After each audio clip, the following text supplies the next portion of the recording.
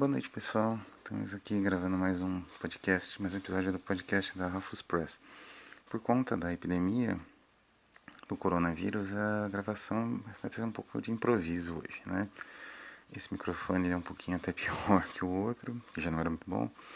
Então ele vai pegar talvez um pouco do ruído da chuva. Eu vou tentar editar, reduzir o ruído de fundo, mas eu não prometo muita coisa, então o áudio não vai ser tão legal assim. Eu vou tentar gravar mais programas por semana um pouco menores, formato de uns 10 minutos, né, por aí 12 minutos. Esse aqui vai ser o piloto, né? Vamos ver se eu vou conseguir falar tanto tempo e se vai ficar tão bom. Bom, o episódio de hoje vai ser sobre uma figura muito interessante da produção cultural que no Brasil ela é bastante marginalizada, vamos dizer assim. Ela não tem um espaço muito claro.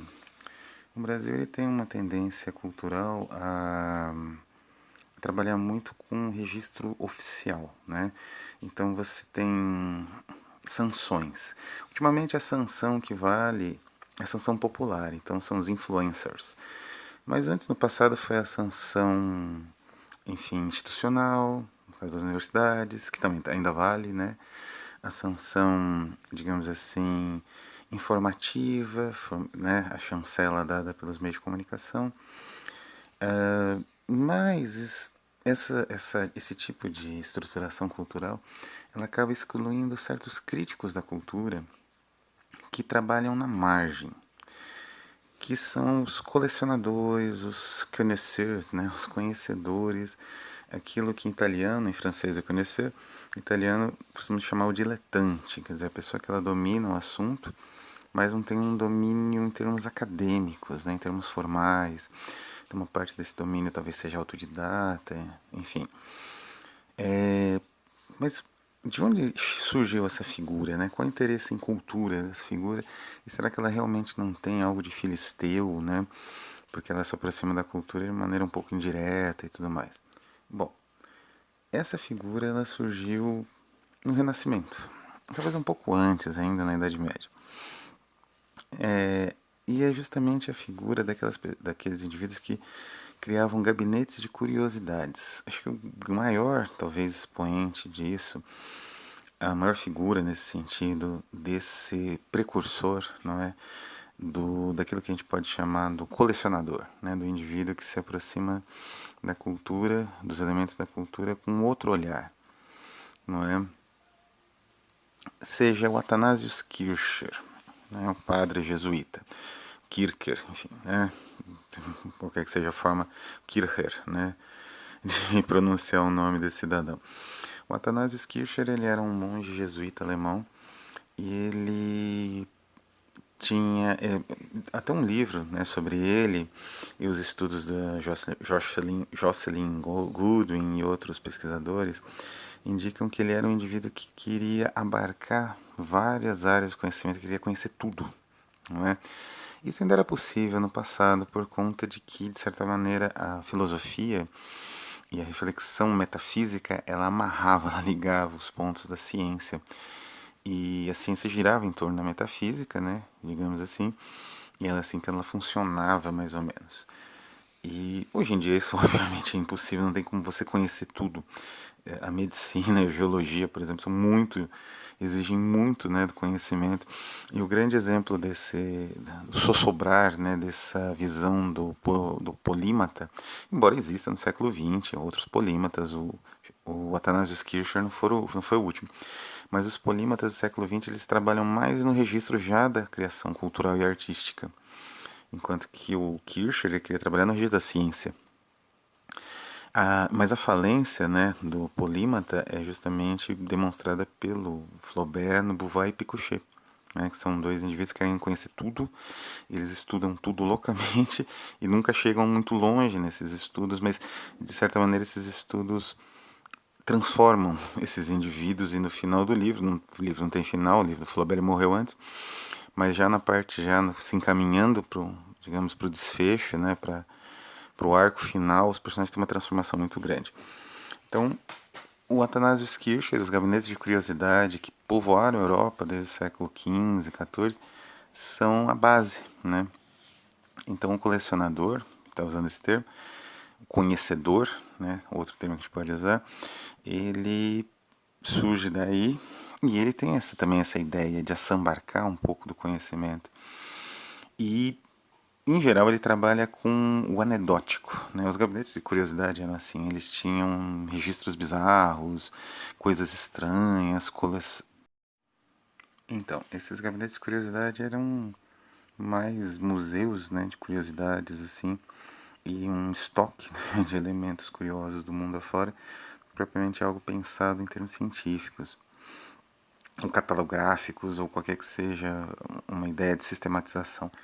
E o conhecedor, ou colecionador, não é? Essas palavras são até parecidas, assim, de certa maneira, embora não, semanticamente não, eles têm essa obsessão em coletar, em colecionar, e também pelo aspecto quase anedótico, né? E por conta disso eles têm o desprezo em parte da academia, em parte dos meios de informação e divulgação, e em parte do público também, o que eu acho um absurdo, né? E, enfim, eu acho que esse desprezo ele faz a cultura brasileira perder muito. É necessário o conhecedor fora do campo acadêmico. O conhecedor ele trabalha com elementos culturais de maneira mais direta.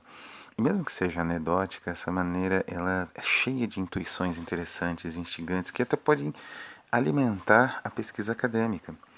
Então, o preconceito da academia em relação a essas pessoas, a esses conhecedores, é muito deletéria, de certa maneira, para a cultura no Brasil.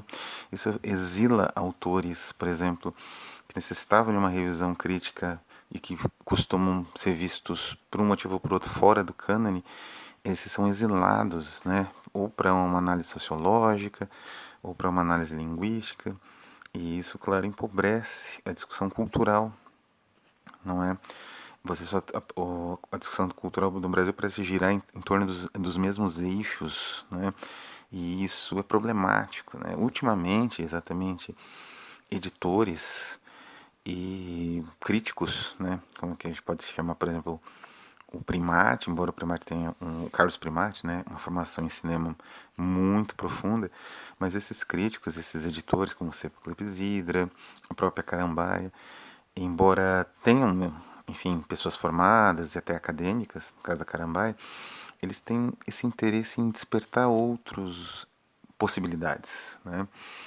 E isso é ótimo. Então, o Brasil está vivendo, então, finalmente, uma descoberta do conhecedor, do colecionador, de maneira mais profunda. Mas eu queria falar aqui de um especial, que é um colecionador e um conhecedor australiano, chamado Chris McCool. O Chris McCool, ele edita 2 fanzines, ele trabalha, ele faz introduções de um monte de livros obscuros. Eu não sei nem como que é isso, como que acham ele, como que ele acha esses livros, enfim. Mas ele trabalha com 2 fanzines muito baratos que eu, digamos assim, recomendo muito a leitura. São saborosíssimos. O Miku ele tem um estilo de prosa ensaística muito sofisticado e ao mesmo tempo muito saboroso, muito gostoso de ler. Você se pega lendo aquilo rápido, devorando, né, o texto. Então ele tem 2 fanzines que o leitor brasileiro que tem inglês, ele pode ter acesso a esse estilo único de ensaio e de, digamos assim, essa perspectiva dele, como colecionador que ele é, o interesse dele é o bizarro, é justamente o anedótico, de figuras, né, e de livros estranhos. Então ele tem um dos fanzines é o Bíblia Curiosa, que na última edição tem um ensaio sobre na verdade é um longo ensaio de quase 30, mais de 30 páginas, com um pós-escrito, vamos dizer assim, sobre o Gabriele D'Annunzio, que é um importantíssimo escritor decadente italiano, mas ficou um pouco, né, não conheço nenhuma edição nova do D'Annunzio, uma das edições que eu tenho do século XIX ainda, né, uma tradução para o português de Portugal, mas do início do século XX, na verdade, 1907, sei lá, enfim. O D'Annunzio é um escritor muito importante da virada do século XIX para o século XX, né? Ele, inclusive, teve uma vida até relativamente longa, assim, viu o fascismo e tudo mais. E o D'Annunzio, ele tem o ensaio que ele faz sobre o D'Annunzio é genial. E o pós-escrito é a visita a Vitoriale, que é a casa do D'Annunzio. que é também brilhante, né? Bom, se o Bíblia Curiosa trata então dos livros estranhos, aliás, o subtítulo da revista é essa, Unusual Writers Strange Books, né? E, enfim, como eu disse, cada número trata de vários livros e autores. É deliciosa a leitura. As descobertas que você faz também são incríveis. E é uma coisa feita em casa, assim. Feita com impressora aparentemente já de tinta, ou laser colorida, mas é uma produção muito simples, mas é um livro que vale muito a pena. Não é? Pela quantidade de informação e pela qualidade da escrita do Chris, né? Como eu disse, ele já contribuiu com algumas publicações da Rafus e o que ele escreve é incrível. E a Bizarrisme, ela trabalha com pessoas, como eu disse, com eventos estranhos, com, enfim, o número 16, que acho que é o último, trata, por exemplo, ele tem uma seção que trata ditadores. Então, os escritos desses ditadores, tem, o último é o Bokassa, né? Mas tem as notas de suicídio de Sydney em 1935, ele é australiano, né?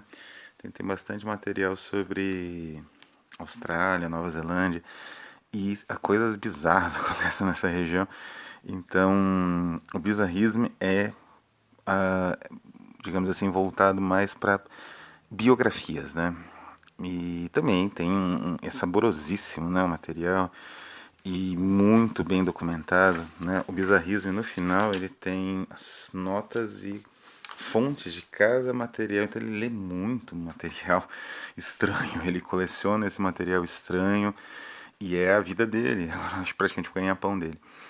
Então, o Chris McCune é um autor, ele gosta bastante das edições da Rafus, ele já não participa mais, ele publicou em duas, né? Como eu disse, tem alguns textos, quero convencer ele a publicar alguns textos, né? Esses ensaios estranhos e excelentes que ele faz, e tentar publicar na Rafus, mas ele adora os livros da Rafus, sempre compra, e ele é um autor extraordinário, né? Eu só posso recomendar a leitura do material dele. Vou deixar o link aqui, né, de como adquirir esse material, que não é tão fácil, mas enfim, ele é acessível por e-mail, né? Então esse material que é barato, demora para chegar, que vem do outro lado do mundo, mas é barato. É para todo mundo que quiser conhecer, né? Como eu disse, vale muito a pena e é um dos grandes conhecedores, né? Um dos grandes conhecedores e colecionadores contemporâneos que mantém viva essa chama, digamos assim, dessa obsessão maníaca por conhecimento, por conhecer o universo, que existiu um dia no passado, foi impulsionou até a ciência, né, com os renascentistas, como Athanasius Kircher, mas que hoje ela está meio em baixa e no Brasil ela não teve, creio, o devido destaque. Como eu disse, está mudando agora, com o empenho de críticos literários e de cinema, como eu falei, um grande exemplo é o Carlos Primati, e de editores, né, como o Sebo Clepsidra, o Carambaia e outros, né. Devemos agradecer a eles, então, a redescoberta desse caminho. É um caminho muito rico e eu espero que ele seja aberto e desbravado finalmente no nosso país. De tantos problemas, tantas tradições, mas que necessita, né, dessas figuras surgindo com mais frequência aí no panorama cultural. Então é isso, eu fico por aqui, espero que gostem. Né? Como eu disse, o áudio não sei como vai estar a qualidade, né? Tive aqui problema com o cachorro, enfim. Mas eu vou tentar fazer de tudo para esse áudio ficar bom o suficiente para ser lançado aí na segunda ou na terça-feira. Então um grande abraço a todos, se cuidem, fiquem em casa, cuidado com a peste, né? Cuidado com o Covid-19, que é realmente algo muito perigoso para todos nós. E eu espero tê-los novamente na próxima semana, ou não sei quando, em breve, no próximo episódio do podcast da Rafus Press.